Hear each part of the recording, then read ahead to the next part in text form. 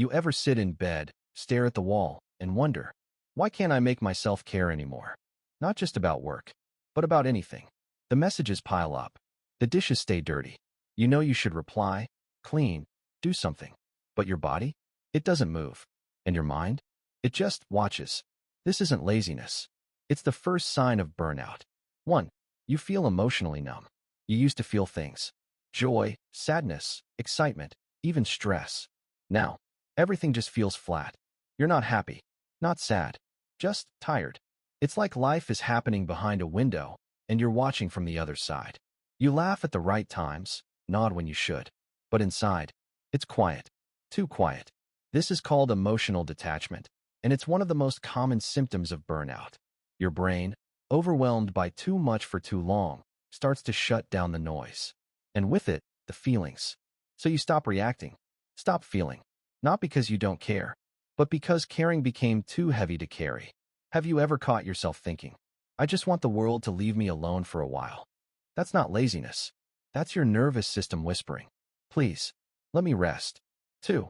You used to try so hard, and now you can't even start. You remember that version of you. The one who stayed up late to finish things. The one who pushed through exhaustion, kept saying yes, kept trying harder.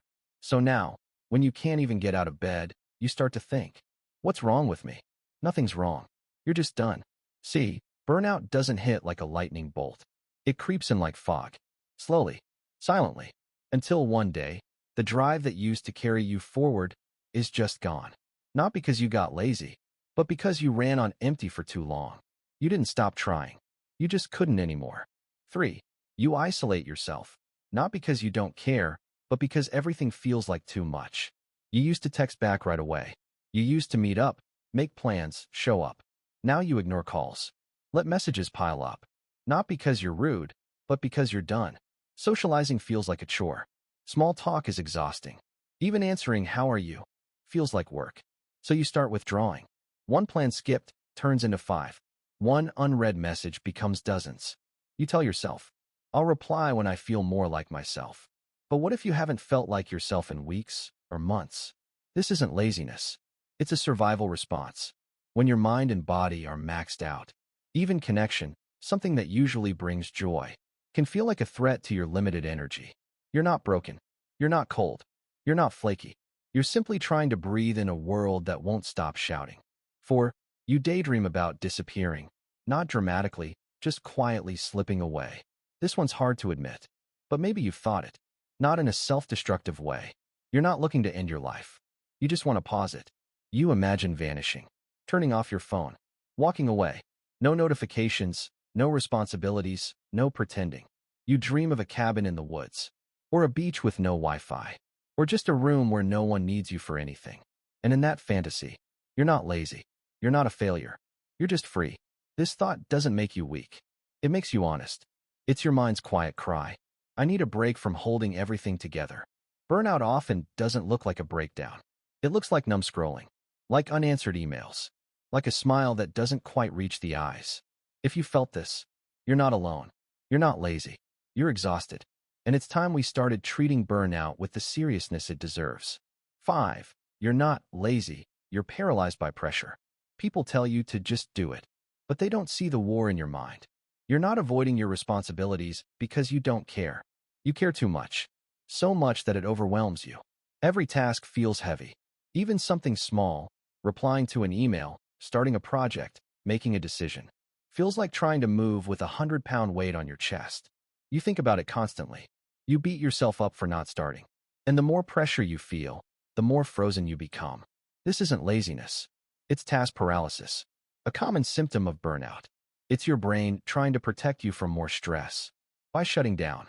So instead of pushing yourself harder, what if you tried the opposite? What if you gave yourself permission to go slow, to do one thing at a time, to lower the stakes? Because recovery doesn't start with productivity. It starts with compassion. 6. You don't want to quit. Your mind and body are making you stop. Here's the hardest part to accept. You still want to care. You still love what you do. You still believe in your goals. But you can't keep going the way you've been going. Your body says no before you do. You wake up tired. Your chest feels tight. Your sleep is shallow. Your brain foggy. You try to push through, like always. But now even your strongest coping habits don't work. You're not weak. You're not giving up. Your system is forcing a shutdown because it's the only way it can get your attention. Burnout is not a failure of willpower. It's a biological alarm screaming. Something needs to change. And maybe that change doesn't mean quitting everything.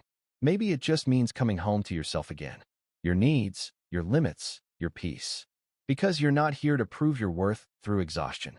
You're here to live. 7. You feel guilty for resting. You finally decide to take a day off.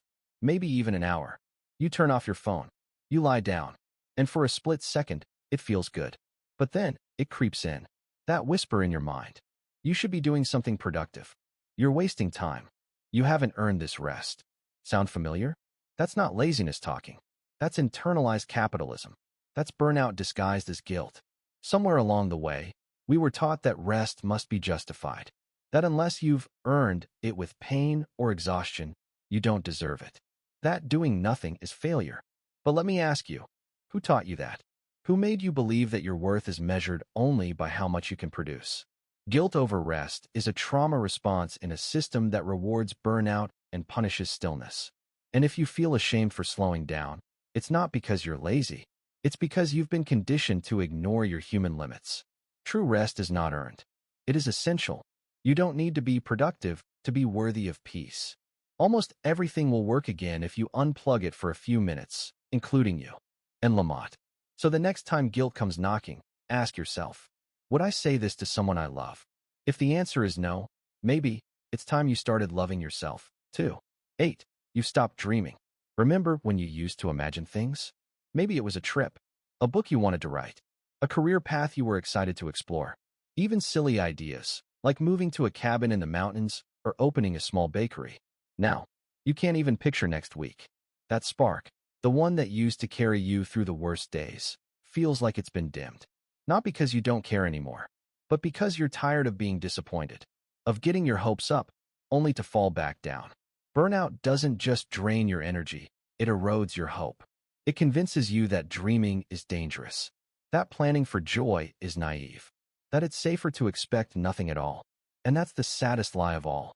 Because the truth is, when you stop dreaming, you stop healing. You start living just to survive.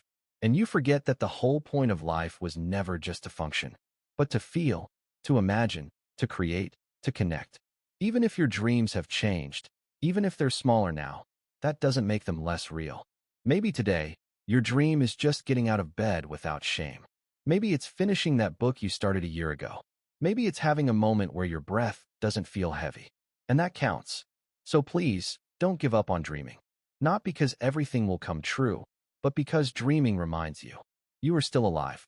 And even in burnout, your soul is quietly reaching for the light. So if any of this resonated, if you've been calling yourself lazy, but deep down, you feel like you're drowning, please hear this. You are not broken. You are not a failure. And you are definitely not alone. Burnout is not a weakness. It's a signal, a very human one. It's your body saying, I can't keep surviving like this. Please listen. And maybe today is the day you start listening. Not by overhauling your entire life, but by pausing, by breathing, by choosing one small act of self-kindness instead of one more act of self-punishment. If this spoke to you, take a moment to comment below. Which sign hit you the hardest? Let's talk about it. Your story might be the one that helps someone else feel seen. And if you found value in this, don't forget to like, subscribe, and share it with someone who needs this reminder too. Because healing happens faster when we don't do it alone.